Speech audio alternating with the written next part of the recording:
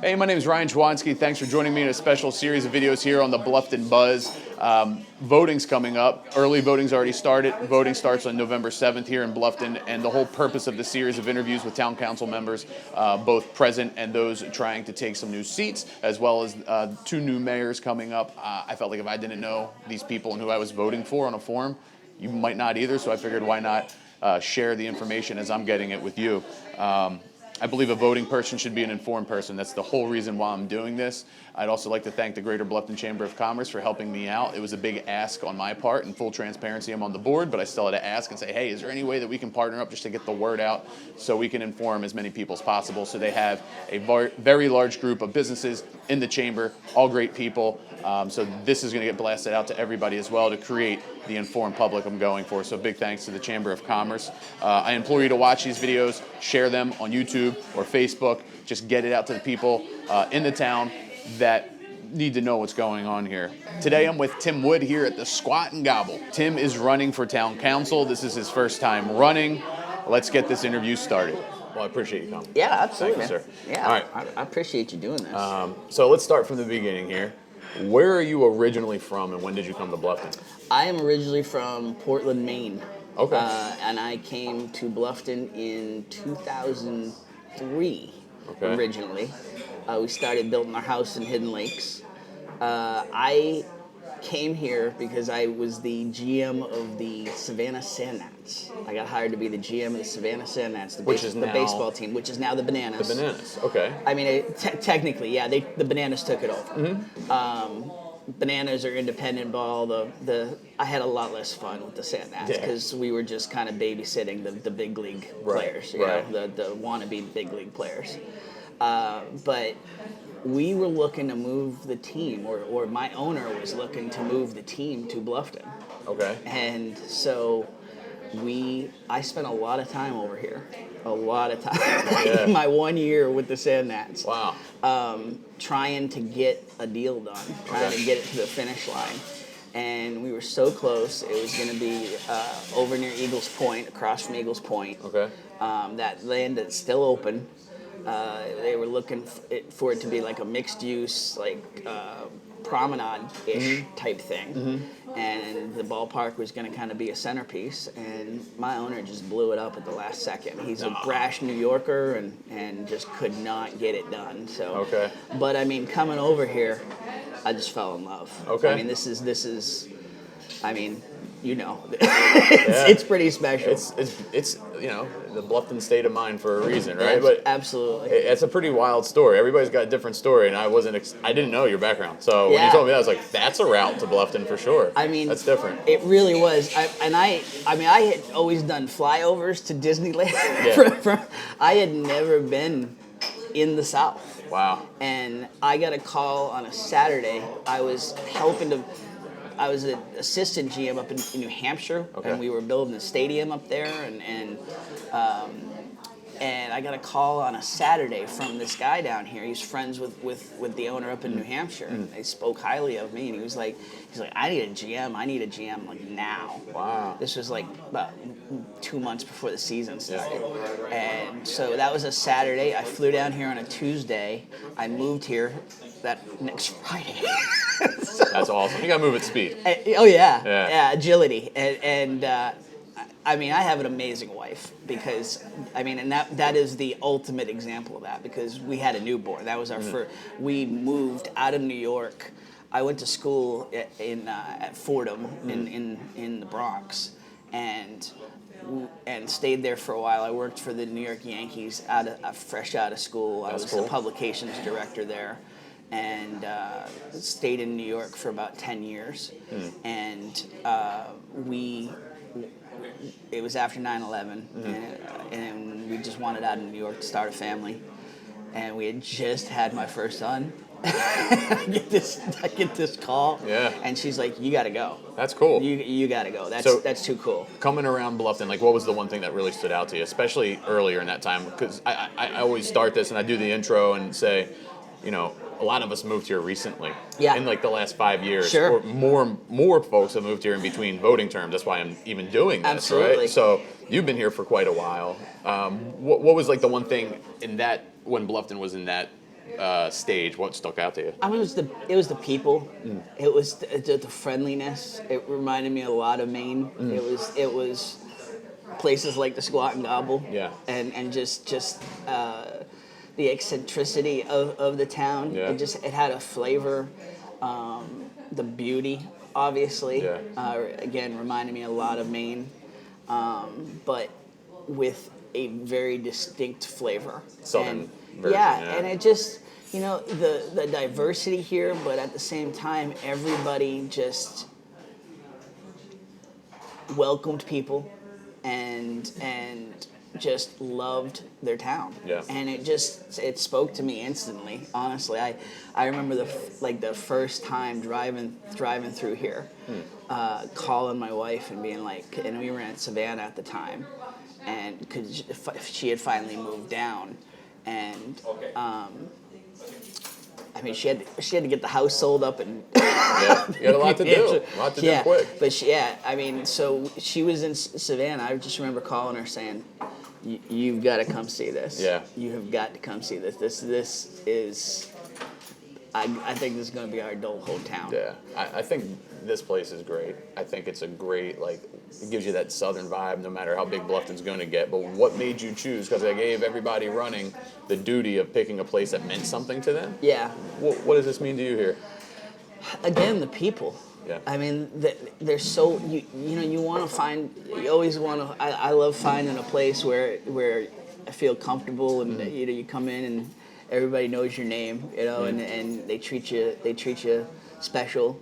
And from the minute I came in here, it was like that. They just were really friendly.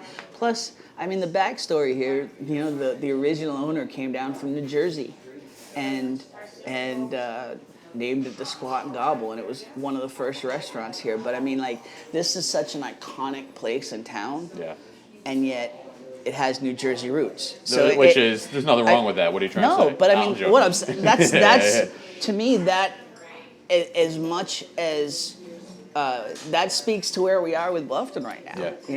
That's the cool. People that are coming here. Yeah. I thought this would be, from the early, I don't know, even 1950 or something, and it fired up as a southern local place. Old Jersey boys started it up. I mean, but this was like the first restaurant in town, really. So what's your family like? How many kids you got? Yeah, so I got two boys. Okay. TJ, Tim Jr., he's 20, and my youngest, Jake, he's 14. He's a freshman over at May River High School. Cool. Plays basketball. My oldest son is just an academic. Yeah. He's a ferocious reader. Yeah, whatever. Hey, he reads knows what that word means. We can't get it out. He likes good words. Exactly. That's cool, man. So you had your family here for a while. You had the kids basically born and raised here. Yeah, TJ was raised here. Jake was actually born here. Okay. Yeah. So I mean, this has been our adult hometown. I mean, I'm the family outlier. Like the rest of my family's up in Maine. And my in-laws are down here now. And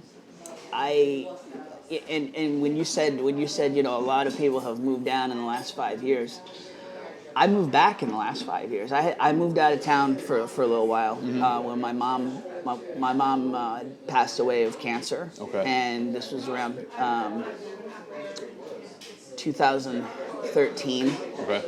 And so we moved back up north, and just to get the family, My dad, they were married for 52 years. Yeah, I respect that. My dad's my best friend. Yep. He was lost. Yeah. And he still fights it. You know, it's,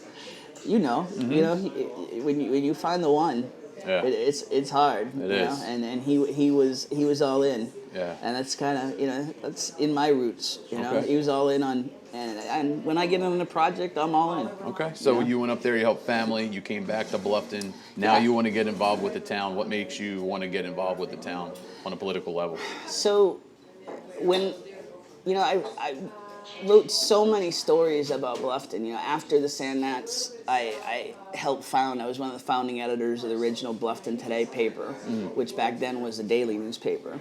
And I just loved it. I mean, I've covered Super Bowls and World Series and interviewed, national leaders and stuff. But I mean, covering local and writing local stories is why I got into journalism, why I got into writing. And,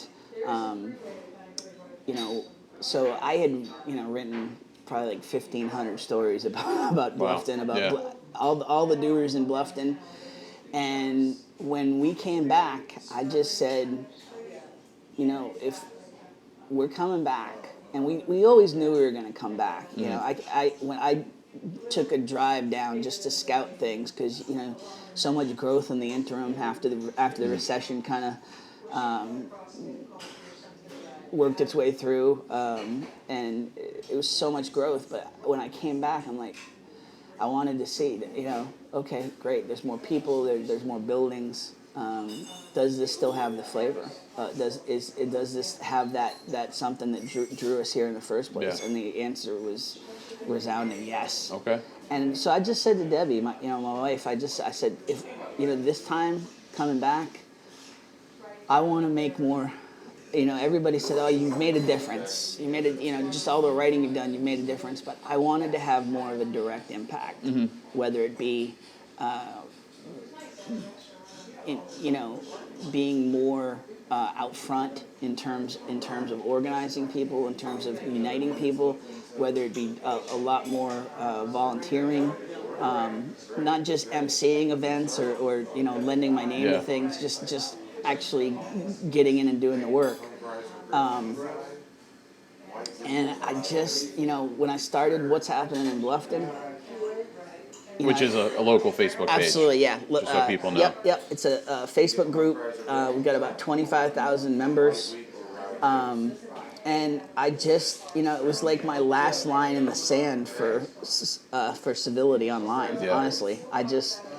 I started it to inform people in Bluffton and just have an online conversation with that is based in civility and respect. And I found real quick that people connected with it. People connected with that, and that it kind of became a safe haven for a lot of people. I kind of became kind of like the unofficial ambassador to the newcomers, and because I was a clearinghouse of information. They DM me and so I always preached on there. Okay. Like, it's local. Everything starts local. You got to get involved. You got to get involved. Engage. Go to town hall. Don't go to town hall. Go to town council meetings. Engage, because you make the difference. Right. And I just, with this election, I thought long and hard about it, because nobody wants to be in politics, and I just felt like I needed to walk the walk. I've been preaching this to everybody, and I wanted to show people, here's how you get involved. You just felt like now was the time. Yeah, absolutely. So on the note of your group and some other local groups, I reached out to folks because I wanted to do this. This is my foray into helping locally. Absolutely. Right? I joined the chamber, and that was my dipping my toes in the water, working with local businesses. Trying to help the community that way.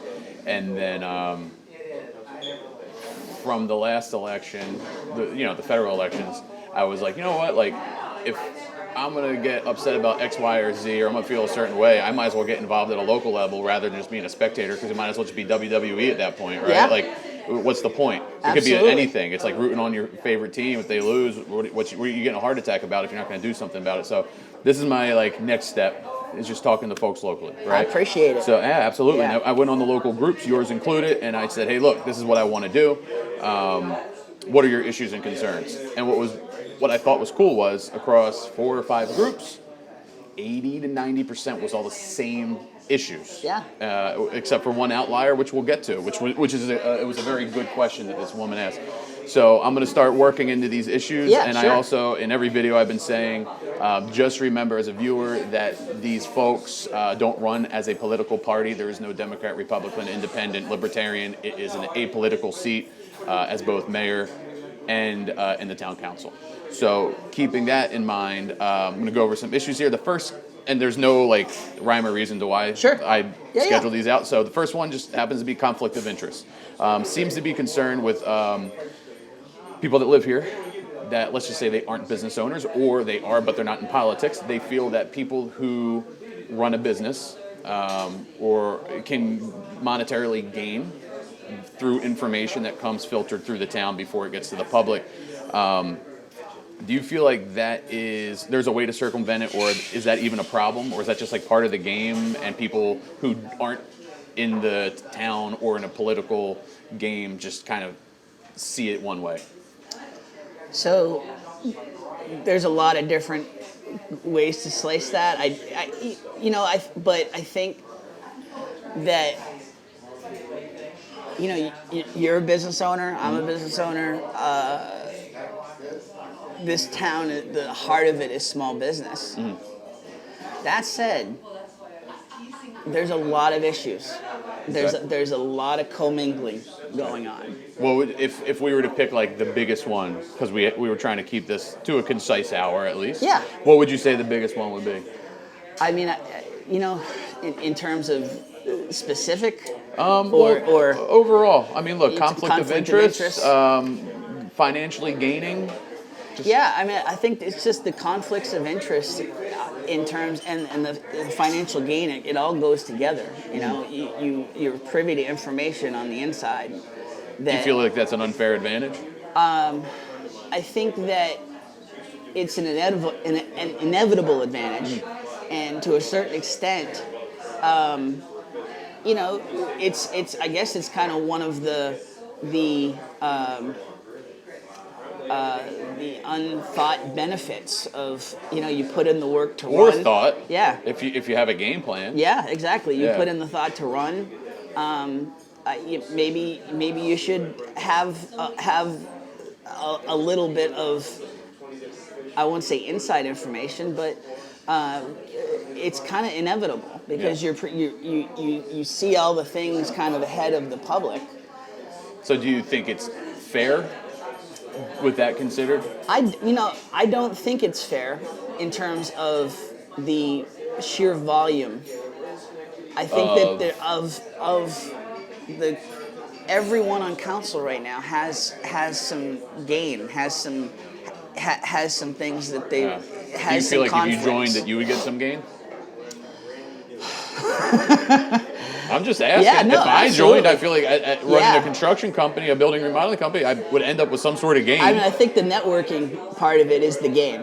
Yeah. I think that's the inevitable part of the game, and that's where I was going in terms of you put in the work there. Yeah. That the networking is kind of an inevitable part So it's of part the of the game. Yeah. And tell me if I'm putting words in your mouth. You're basically saying that if you feel like it's unfair and you want that same advantage, that maybe you should run for town to get into it too.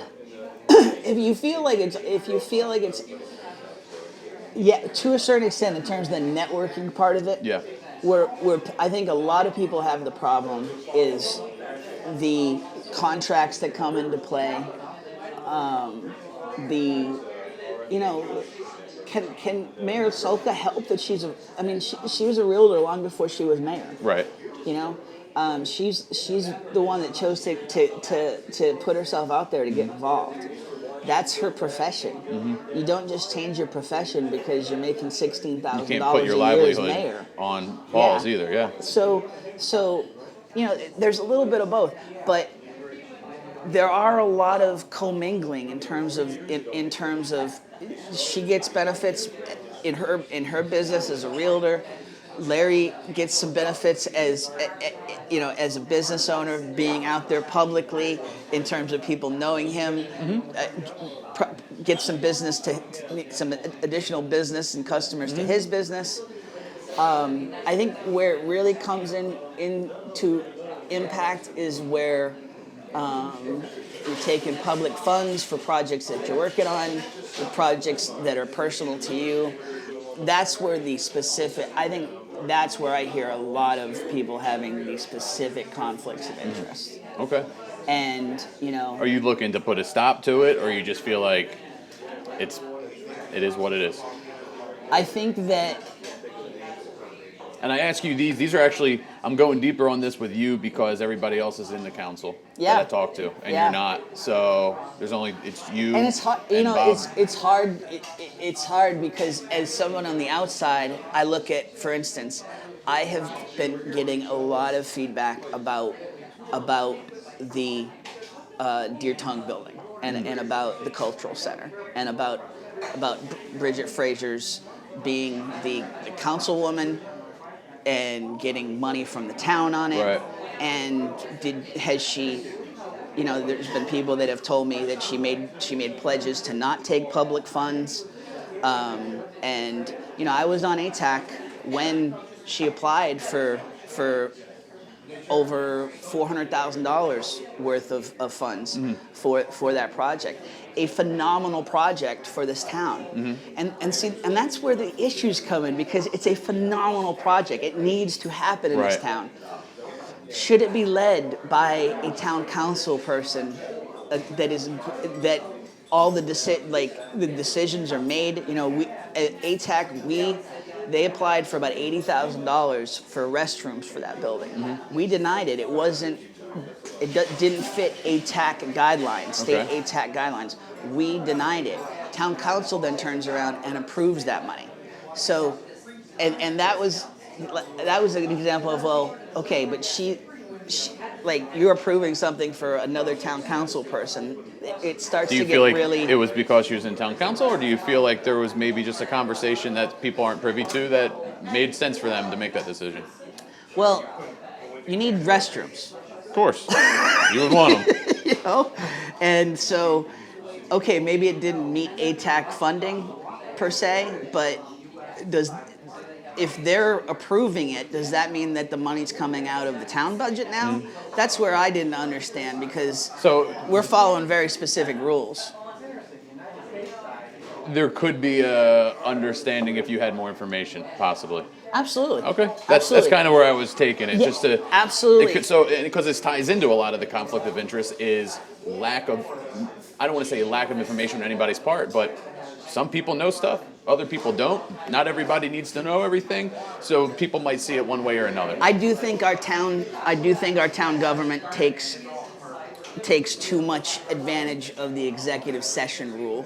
Okay. And there's way too much discussion happening behind closed doors and not happening in front of people. I don't even know what all this is, but Yeah, executive session is they turn the cameras off, they go in a back room, and they have a discussion. Sometimes it's about personnel, sometimes it's about, and it's just a lot of, they can use it they can really stretch the rules of what they can use it for. is it like a skiff? Do you know what a skiff is? Yeah. Is it like a skiff where the information stays in there and it's Yes. like very privy? Yes, what happens Okay. in executive session stays in executive Fair session. enough. Good example. Okay, so yeah. kind of tying into this and keeping the combo going, Yeah. term limits. That was something that folks brought up. I don't want so-and-so being in there too long. And some people might have said an actual name. Other people I just don't think anybody should be there for 20 years, for 8 years. Yeah. What's your thoughts on term limits? Do you feel like you could have too much time here and start working in a self-serving direction? Or do you feel like that's part of the reason why you have a platform and you push for it? You absolutely should have term limits. Okay. What do you think are respectable term limits? 8 years.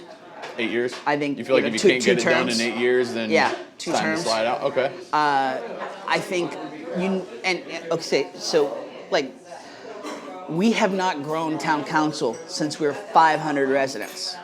And I'm not going to die on this molehill as a candidate because it does. The town says that they've got surveys that say that people are fine with how it is.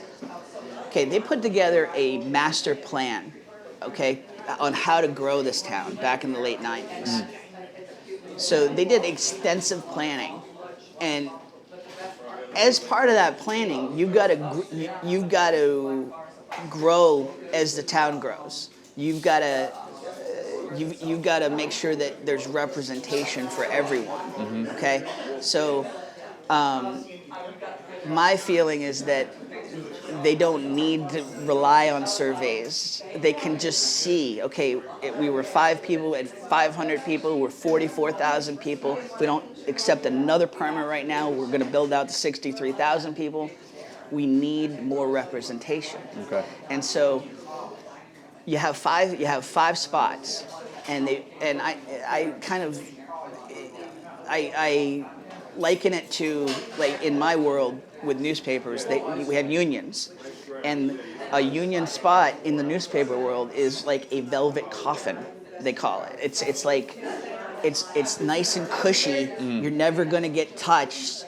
You can stay as long as you want. It's like a Supreme Court Supreme Court spot, and you need fresh perspectives as the town evolves. Okay, and I've made the point in front of council, behind the scenes, that we need to grow council. Okay. We need 2 more spots. And on that note, I'm gonna go into the next question here, because Yeah. you're seamlessly tying this together for me. Is the infrastructure, the size and the way this town has grown, not only since that beginning of the plan in the 90s, but even in the last 4 to 5 years. And infrastructure is a wide range of topics, which we will dive into a few of them. Yeah. But the town's growing super fast. Most people don't see the need for housing, especially affordable housing, to go down. We have land issues, we have infrastructure issues with, like, traffic. Schools are maxed out.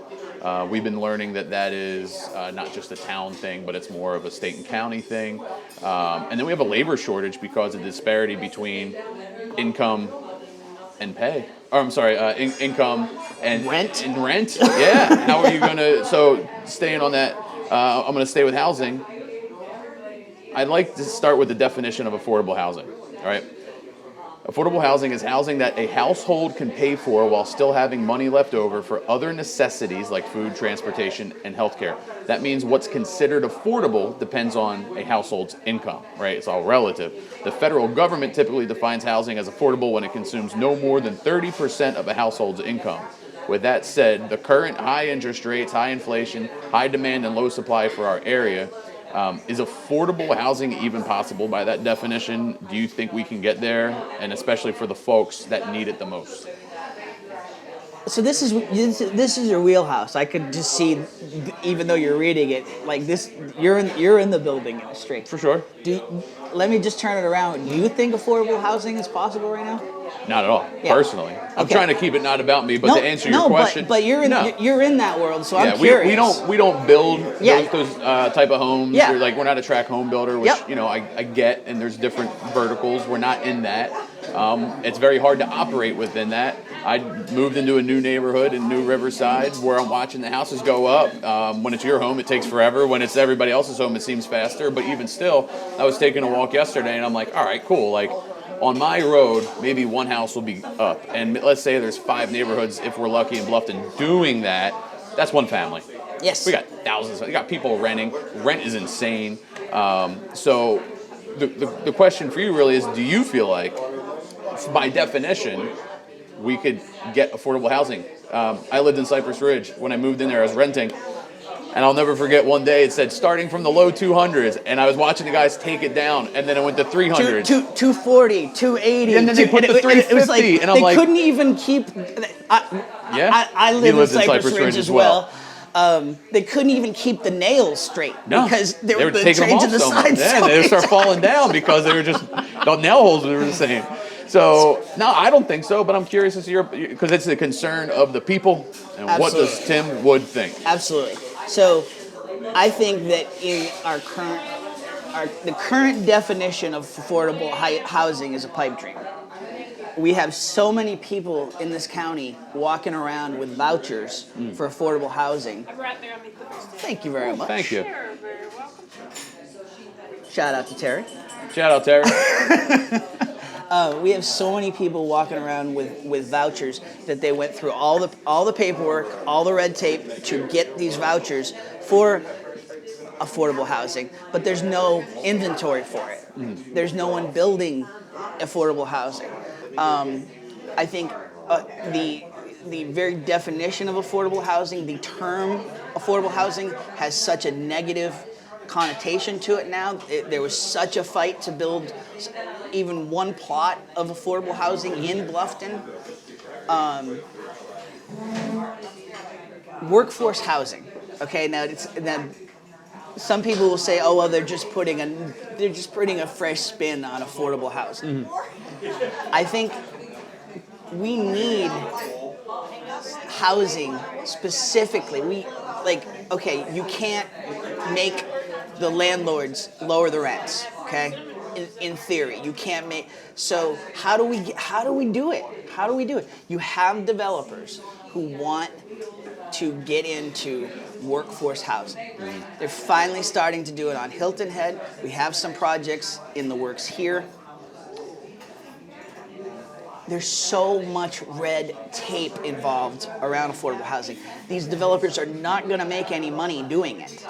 It is purely altruistic in terms of a break even for them. It is giving back to the community that has given to them financially and so much more. Do you feel like that's fair to them? Because do you think it's fair to them? Yeah. No. I mean, it's a business. Right. But if they're willing to do that in terms of a break even, okay, the very least we can do is get rid of the red tape. Okay? If town hall burnt down or in some sort of natural disaster, we would have permits for that in 5 hours max. Okay? We can do it. We have created so much red tape. The process in this county, in this town, has stalled out so dramatically when it comes to it. You have the same voices that have been working on this for 20 years that are still leading this on a county level. On a town level, we have created so much red tape that you have projects that developers thought they could get done in 6 months languishing for 3 years now. And those developers saying, I'll never do this again if we even get this one built. So how do you do it? How do you do it? You have to change some of you have to change. We've permitted everything at this point. Except for the Willow Run property that I was talking about earlier with the sand gnats. That property's still there. There's developers who want to build workforce housing on that, like hundreds of units. You have to get rid of the red tape. I'm not saying cut corners. You have to get rid of the hoops that these folks and the slowdowns and that has to run through this person and has to run through this person. They have to feel like we're doers, and these developers don't feel like we're doers right now. Yeah. So, and the other part of it is the state's creating funding opportunities for ATAC. I don't even know if I agree with that. I think that you work, and I've worked with a lot of state leaders on upping the caps for tax credits related to building workforce housing. Real quick, can you explain what ATAC is? Besides an acronym. You want to go there? Elevator pitch. Yeah, I want to go there. It is the Accommodation Tax Advisory Committee. Okay. Everyone pays a small percentage. Tourists, if you stay in the town, they pay an accommodation tax. You pay a local fund, a local tax, and a state tax. So it adds up to 5-6% of your stay or of anything tourist related. Okay. It's collected on a local level.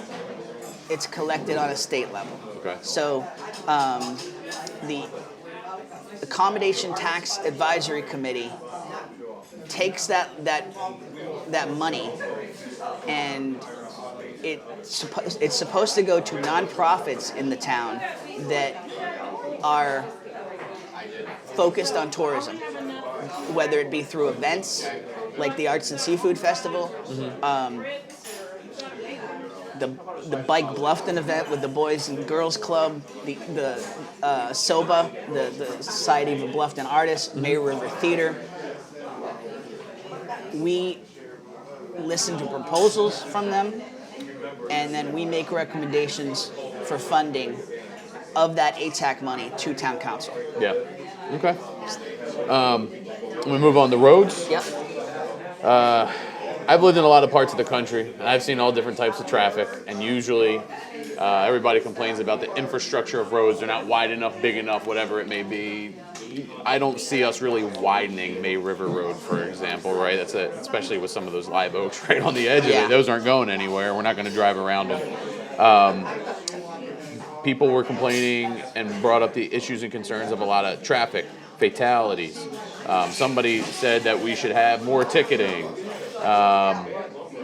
What are your thoughts on how we can relieve the traffic and the problems? Or do you feel like this is just part of what we've become and what we are as a town? Traffic, and I have too. I've lived it, and I think I have a different perspective on what traffic is because I've lived in other areas. Now, when I was here for 10 years, you start to see things a little differently, and all the little things start to bother you. So the traffic here, for instance, started to feel like traffic. It's not urban traffic, right? Okay, but in comparison, and that's why, like, in comparison to what we may have seen in 500,000, 1 million, population cities. Yeah. It's not a lot of traffic, but in comparison, in relation to the roads, in relation to the congestion, it's traffic. Yeah. There are things that we can't do immediately, okay? And I do agree with that. I do agree with our current leaders when it comes to we have to work with state leaders. We have to work with the county. There are things that are going to take time. There's regional task force around growing 278, around expanding the parkway out to 95. We can't expand May River Road. It was not designed for that. Nope. I So, drive it every day. I go, there's no Same way here. to make this any better. yeah, and like you could. Is there technically room on both sides? Perhaps. We can make You'd have it. a lot of right of ways that you'd have to displace some people. Yeah, and it'd be a nightmare. I think about it every day driving down it because Yeah. I'm sitting in the traffic. I have time to think about it. You would be both. Yeah. Oh, I get it, man. I get it. So there's things that are going to take time on that level, okay? But you can't give in to that. Yeah. You can't just say, oh well, we can't really. We can continue this, and my problem from an outside perspective is I don't feel like we're the squeaky wheel enough. I don't feel like we're pushing state leaders on certain issues, and traffic's one of them. You can ask for more traffic surveys. We asked for one at Gibbet Road like 5 years ago. Would love a light there. Right? Yeah. At that time, 5 years ago, they said there was not enough. It was not enough congestion there. Did not meet their metrics. Okay, it's changed a lot in 5 years.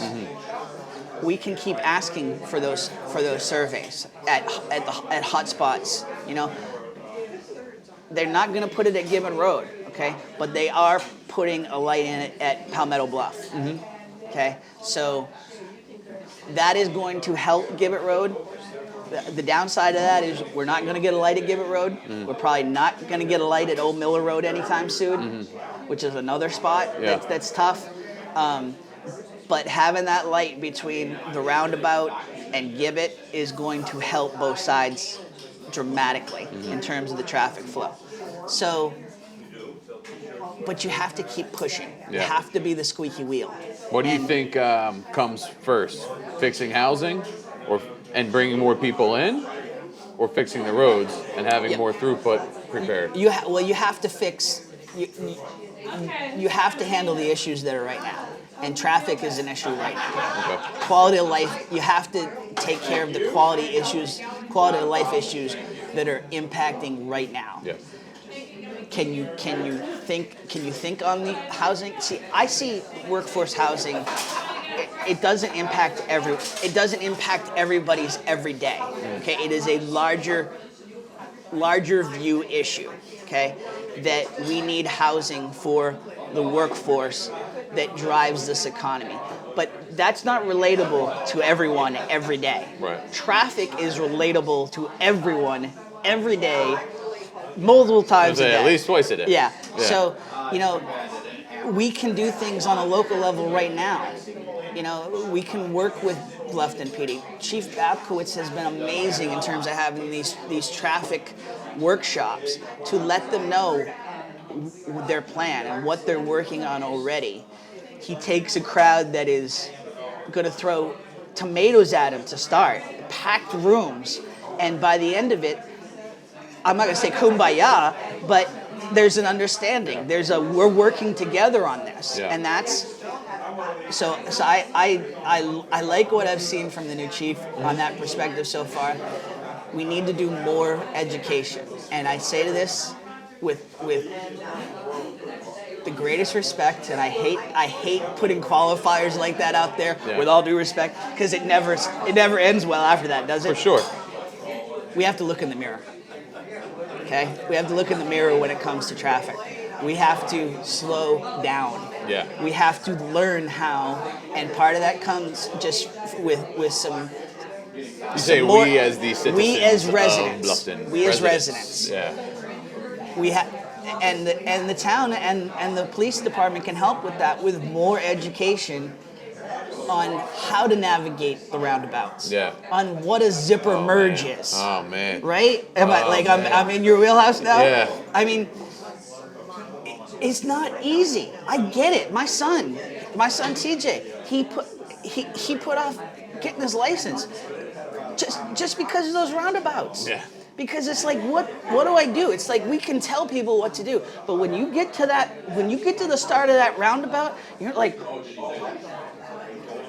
it's like this madness. JC bought a camera for his car because between him and I, it's always something. He's every day. Even this morning, like a truck pulled out from New Riverside. I'm like, I'm not going to beat that truck, and I'm not bigger than that truck, so I will lose. I have the right of way, but I need to slow down. So you just need to you can educate people, and other thing, we can't count on the police to solve the traffic issue. They have 54,000 service calls a year right now, and they're not even fully staffed yet. He's doing a great job. That his crew is doing a great job on staffing up, but we're not even staffed up from the morale issues before. But they can put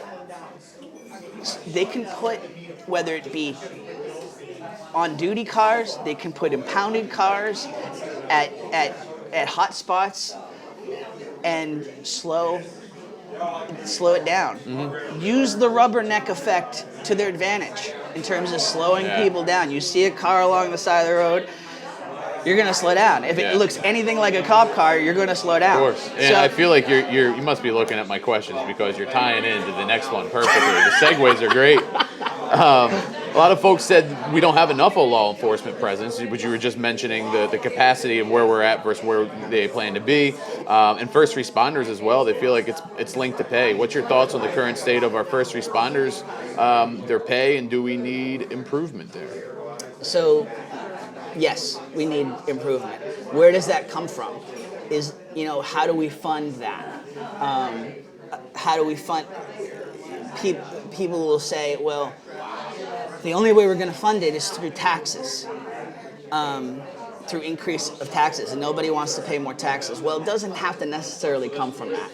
It can come from a re-examination of, are we spending our current budget dollars properly, and reallocating some of those funds towards paying more, because to attract officers, to attract firefighters, paramedics in this environment right now, we are going to need to pay more.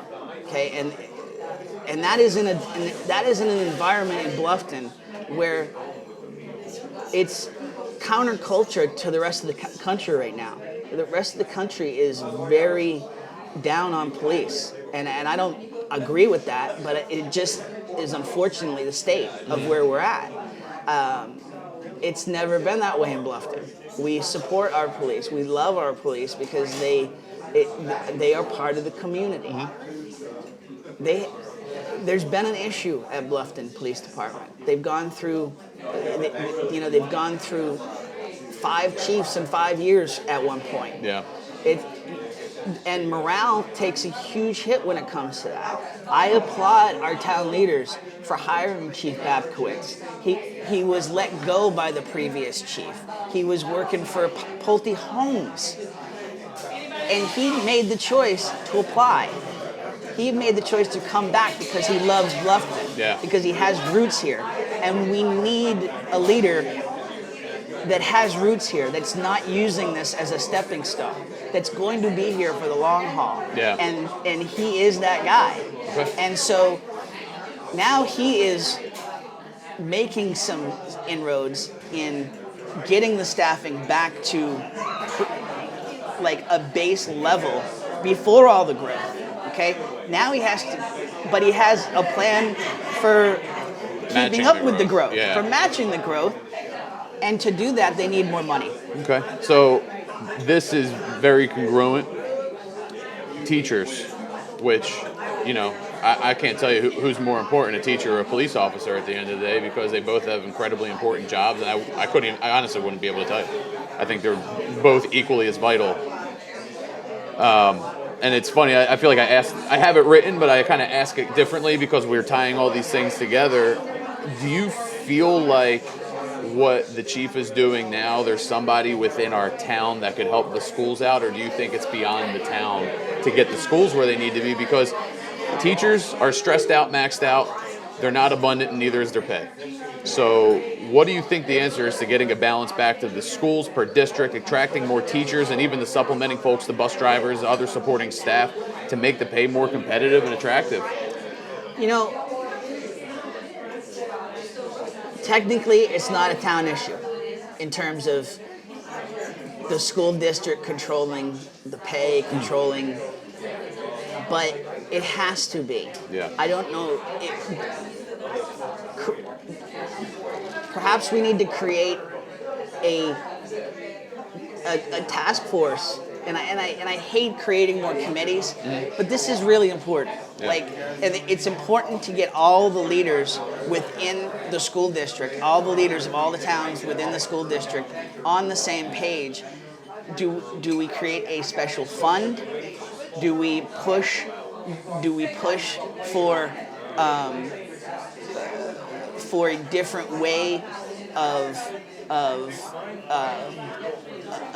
a different means of managing the bus company? Do we have an outside management? Do we keep?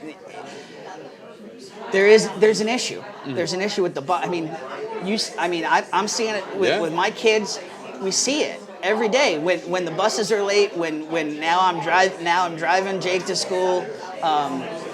I hear more homeschooling now than I ever had in my life. And it went from that being like there must be something wrong with your kid if you're homeschooling to I'm like, that's what everybody's doing now. And it wasn't, not everybody, but a lot of people. And it wasn't just because of COVID. Okay, COVID normalized it and made a lot of people understand that the technology's there. Yeah. But it was already starting before COVID because these issues in terms of the bus drivers, in terms of the teacher shortages, they were already happening. Yeah. So we need locally here. Locally here. And listen, the school districts had a lot of management issues themselves, and we have a leader there again that I trust in Dr. Rodriguez. Now, but that hasn't always been the case, and it's been the reason why these school bond referendums have failed, and the reason why we're behind the building curve on these schools. And I think we're in a good place now. I do support this school bond referendum, which I know is probably another question, but I just wanted to put that out there because we're behind in what we need already. We're behind in what we need on the teachers. We need to pay them more.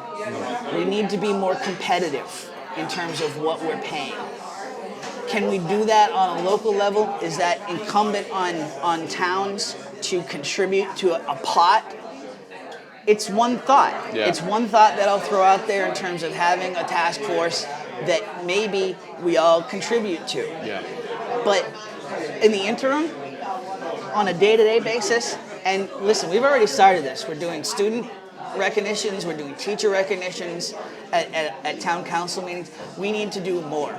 Okay. We need to do more in terms of thanking our teachers. In terms of, I don't know if that's a weekly award, we need to do more from a town outreach perspective to let our teachers know that we appreciate them.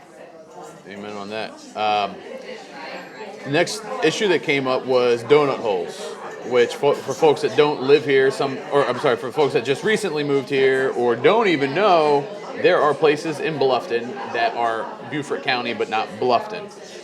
Do you feel like changing these annexation laws and rules would help us with any of the housing infrastructure, get things passed faster, anything like that? Or do you just think it is what it is? It's something quirky for our state and our town, and we deal with it? I hate the donut holes. Yeah. I hate them. Woodbridge, for instance, All Joy, they're part of the town in every other way except getting the vote and being officially part of the town. Right, which, again, to the viewer that's watching this, if you live in a certain area, you could show up to vote to your closest voting station thinking you're going to vote.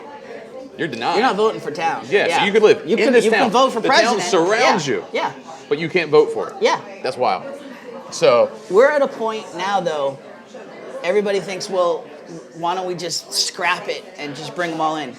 We're at a point now that everything that the town has wanted to annex and that has made agreements with those developments to annex in, it's all done. At this point, it's on each community to want to be annexed in. They have to vote for it. is there a benefit to not being annexed in? Absolutely. But what are I'm ignorant Not to paying, it. not paying the taxes, not paying into funding the the police on a local level, or paying for trash, or there's definitely benefits in terms of not paying as much taxes. On the flip, do you think that's fair to people that do pay because they're surrounding you? You don't have an option. You got to drive around the roads no matter what. I hate donut holes. Yeah. I personally hate the process. I hate the concept.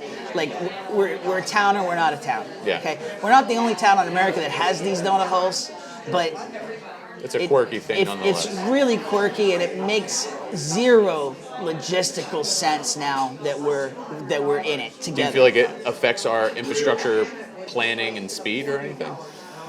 I mean, in theory it can, because you've got to go, like, these people, like, they're not in the town, but they're impacting traffic. Yeah. So when I just heard this the other day from the fire district, they're having trouble getting the calls on time because of all the traffic. So yeah, it can have it, like, all these people that are in these donut holes, they're still part of the town. They're impacting traffic. They're impacting, Is that something you would spend your energy if you got on the town council to push? No, It's not at the top of the list. I'm I'm going to get to your list in a second. not at the top of the list, because it's just, I'm one person. Yeah. And it's a huge, like, you can't change those laws right away. Because of how massive it affects state. It's a state more level. importantly, it's state first, Yeah. right? And even if you wanted to change those laws, then now you have to come back and get each Community to say they wanna to do vote it. on it, Yep. and get like 75%. I'm not sure of the exact number, but it's a large number of steps. people. Yeah, Lot of hoops. Yep. Okay. Completely different topic, but this is one I really wanted to include because it was such an interesting question, and I think it matters a lot. Another topic that came up was drugs. Okay. I honestly feel like we're at a point where fentanyl is a weapon against our country and the world, honestly, but where we're living here in Bluffton, we're getting affected big time. There was a born and raised local woman who spoke up in one of the groups, and she was a drug user and nearly a decade clean now. And she's really active in the rehab. If it's the woman that I think, she's doing amazing work in the rehab community. Okay, I'm going to leave her anonymous just for her absolutely. own personal good.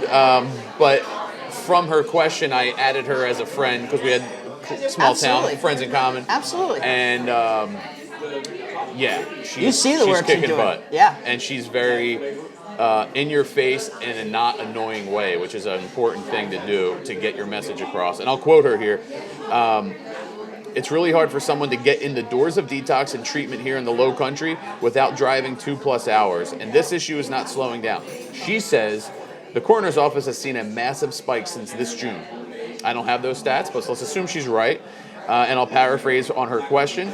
How can you help gap the road to recovery of drug addiction and alcohol, offer more Narcan training, help bring resources to light that people don't even know exist, and help the community become aware of the positive outcomes that come from helping the folks that want to change and have changed? So just to recap, because I know that was a long question here, do you feel that you can help gap the road to recovery on alcohol addiction, whatever? She touched on Narcan training, and then just not making it so in the shadows. That's the biggest issue right there. Okay, is the stigma. It's the same thing with mental health. Mm-hmm. There's a stigma. You have to get rid of the stigma, and that comes. How can I help personally? By talking about it more. Yeah. By talking about it more. By recognizing the people like her that are doing that. She's a hero. Yeah. Okay? She is a hero. She has put in the work to not just correct her life, but is sacrificing her life and her, quite honestly, her potential recovery in trying to help the folks that are going through the issues right now. Yeah. That's a hero. And we need to recognize those people. And we need, yes, on a local level, the police need even more Narcan funding. It needs to be across the board a basic, like almost, and not just the police. We can have, what is the logistical rollout of that in terms of having Narcan available at restaurants, at major hotspots, doing Narcan training needs to be as we are at such an epidemic spot with fentanyl and the elevation of whatever the next synthetic mix of fentanyl is. Yeah. We are at such a pandemic that we need to treat Narcan like CPR training. Honestly, it needs to be universal. People need to understand what Narcan is, what it does. That's the first place you can start. The next place you can start is just talking about it more on a local level, but also on a state level. Okay, and that comes with having relationships with state leaders and working with your state delegation. I have those relationships, and I've worked behind the scenes to foster those relationships. And so you make it a priority. You be the squeaky wheel, like the person that I think we're talking about. Yeah. And you be the squeaky wheel in a positive way. Yeah. And just I've seen it in many communities. These same type of heroes doing it, and you have to be the squeaky wheel. I'm going to move over to spending. I feel like I say this in every interview I've done so far. It could be like a 2-hour video on its own. But if we were to do like a top 3, or if you had a solid one, where do you feel like we should increase spending? Where do you feel like we should decrease spending? I feel that our town staff is bloated right now.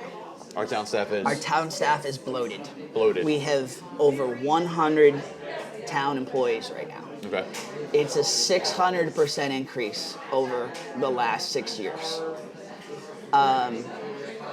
It even outpaces growth. And it has created a lot of red tape. Now, do I have specific positions? No. I simply think that we need to have external audits come in every 3 years to audit whether we have redundancies, whether we're most efficiently using that budget money, and if it's not on staff positions, let's reallocate it. Let's reallocate it to police. Let's reallocate it to infrastructure. I do believe, just from what I see, that the processes that happen within town hall, it's slowing down. There's too much infrastructure inside town hall right now. It's slowing down the process of actually governing. So I mean that's a big issue for me. And it may not listen. I might be wrong. Okay, an external auditor might come and say, no, that's all we actually need more positions. Okay, I want to open it up and let's see where we're at. Let's get under the hood a little bit. Okay. All right. So finally, these are the questions and issues and concerns of the people. I want to talk about briefly, what is your platform? Where do you truly care to put your time and energy? What do you think you will do to help the people the best of the town today? Do you think you can get it done in 8 years? We've talked a lot about it. We've talked a lot about my issues, and I really appreciate that. Yeah.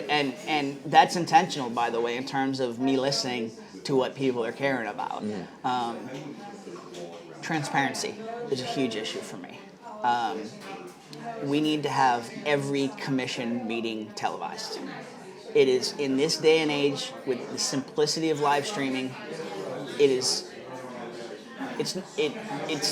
a basic thing now. It's not rocket science. When you say televised, you mean even like a YouTube live or something? Yeah, YouTube Live, Facebook. I mean, listen, there's some things that, our former town manager, Mark Orlando, he did a lot of things. Our website, there's almost too much information on it. Like, you can't quite cull what you need because there's so much information on it, which is, in a lot of ways, a good thing. Okay? Could be a gift and a curse. A gift and a curse, because it's like that's kind of a tool of politicians and government a lot of times, is putting so much information. It's like lawyers that will send you boxes and boxes of discovery, that you would need a 20-person staff to go through in time for a trial. Yep. It's kind of the same way on a local government basis, and putting almost too much information out there. Okay. We need to have those meetings televised. Hilton Head does it. They have a Facebook page that has all the meetings organized. They have every commission meeting televised. It's all right there, nicely organized. So that's one part of transparency. Another part of transparency, we need to have metrics that we measure progress by. Very few people know that our build-out is 63,000 people. Like, the max number I had even heard before getting into this is 50. We need to have metrics of, and you can guesstimate in terms of measuring the economy, measuring the permits that we've permitted. You can have metrics in terms of figuring that out. Cool. We need to put out some metrics in terms of where we're at with population, where we're at with projects in the pipeline that are put out there very simply every month. Town manager does a report to town council every week. I've seen it because I've FOIA'd things, which is Freedom of Information Act, which forces them to kind of give over the information by law. I've seen the reports. They're incredibly informative. To what I've seen, there's nothing that the public shouldn't see. Yeah. Those need to be out there every week to the public, not just to town council. It's a very simple thing to do. Okay. So transparency is a huge issue. Seems like that's your number one thing. Transparency, traffic, quality of life, those are the major issues. And honestly, just opening up government, making government accessible, that people want to come in, that it's not above them. Government is on your level. Like, these are supposed to be people that are in your community every day. I can tell you, they're not getting paid full-time salaries. It's not, people aren't getting in it for the money. So it needs, but people need to, all these newcomers, it needs to be more accessible. And I think the town can do a better job, and I would be one of those leaders. Whether I'm on town, by the way, whether I'm on town council or not, this is what I'm doing in the community today. We need to bridge the natives, the newcomers, blacks, whites. Everyone needs to feel like one Bluffton. We're going to lose that state of mind. We're going to lose that eccentricity if we don't close these gaps of communication, get out of our silos of communication, and start. And how does that happen? Even more community events, okay? Even more gathering spots, more. I don't know if it's a series of talks with leaders in the community. Yeah. And there's things that we can do to just create even more togetherness, and that's how you keep the state of mind. Yep, I like that. Do you have any final words to say to the folks? Whether you vote for me or not, and listen, I know this comes down to very basically whether you're happy with how things are or you're not. If I feel that we need fresh perspectives, we need evolved thoughts, new voices. If you think that, then I encourage you to get out and vote. I encourage you to get out and vote, period. It's such a basic right, and I know that people are discouraged with politics. I get it. Just even being in this race, I'm discouraged with politics. But you gotta get out. Use that. It's such our basic right.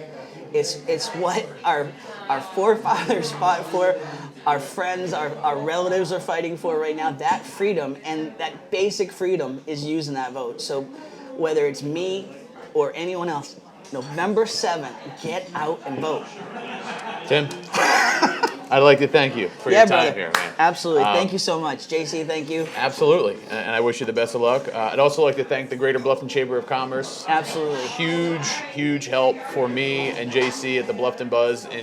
And my goal was creating an informed voter, as you had said, right? Yep. So that's the whole purpose of why I'm doing this.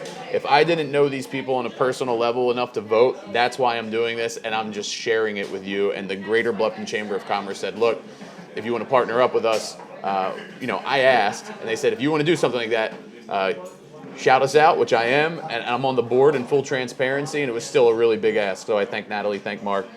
Great people, and they're going to blast this out to everybody, all the businesses that are part of the chamber, and it's a great community there. If you want to share yours or all of them Absolutely. on the What's Happening page, I'd really appreciate it. Remember, voting is this November 7th. I'd also like to Early ask voting too. Early That voting's started? voting's already begun. Ulmer Road, the Bluffton Recreation Center. You can vote right up until November 3rd early. Okay, perfect. Thank you. I need to add that in there, JC. I'd also like you to subscribe to the Bluffton Buzz on YouTube, follow us on Facebook, and we will continue to do great interviews like this, hopefully more, because this has inspired me just to have these conversations with not just political figures, but folks around the town, which we actually talked about doing this before you even decided Absolutely. running. So Absolutely. again, thank you so much. Make sure you get out and vote November 7th.